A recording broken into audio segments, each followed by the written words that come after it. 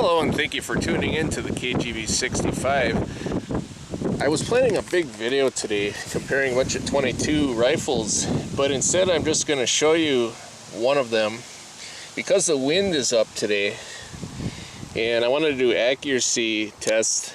The wind noise is going to be bad for video too. So anyway, this is my Winchester 1930s 22. It shoots shorts, longs, or long rifle. Model 62. Slide action. Instead of getting into great detail out here, because I think it's too noisy with the wind and the mic, I'm going to try and get the camera out of the wind and do a little shooting at 50 yards. Got a 10 and 12 inch plate.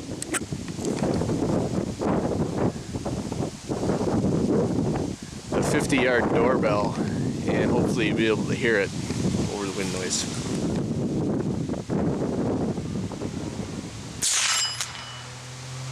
Man, I gotta tell you, I really love these old rifles, especially when they look like this one. There's nothing better than owning a gun that you know that if it were in pristine condition would be worth maybe $2,000, and you get the thing for a few $100 just because it doesn't have any bluing left. And you know that brown color that they get? That's kind of nice because that's hard earned over time, and to me that's almost just as valuable as nice shining bluing, and you don't have to worry about it. You take the thing out, shoot it, oil it, and enjoy it.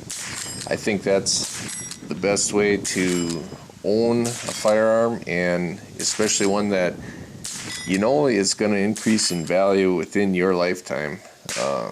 It's going to increase a lot because of its age, and I think that these should be considered perhaps over the purchase of a brand new rifle in a lot of cases.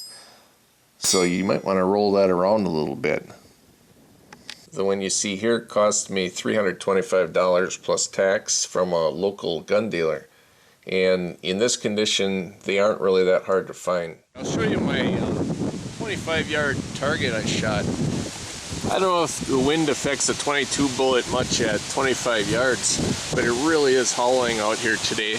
You can see what I've got. This was the first group I shot with down pack. Okay, I can't quite compete with the wind noise, so I'm going to have to switch to voiceover. A Federal bulk pack gave me a 1.5 inch group, and the Standard Velocity CCI gave me a 1.3 inch group. That's shooting in high wind at 25 yards off a sandbag with the open sights. So not real bad for a 74-year-old rifle. The really cool thing about this rifle is that it's a John Browning design. Yes, he applied for the patent in December 1887.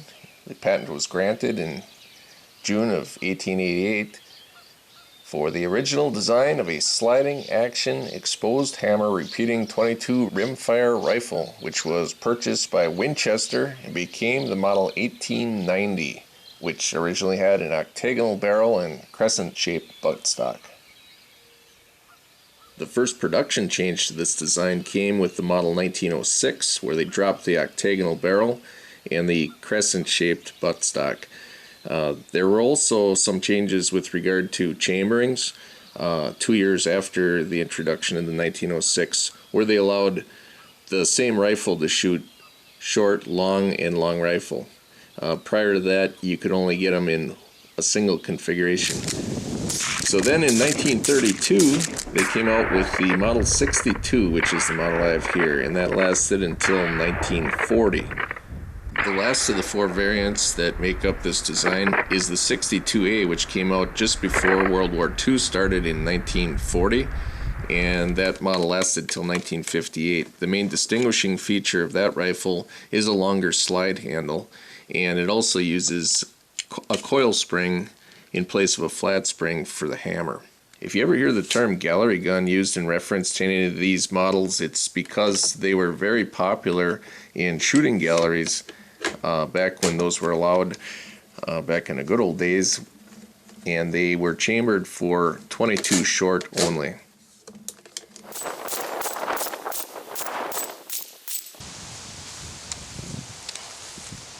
The Winchester Model 62. Very nice rifle. So I hope this was an enjoyable firearms related experience for you, and once again I thank you for watching. Hot one down the back.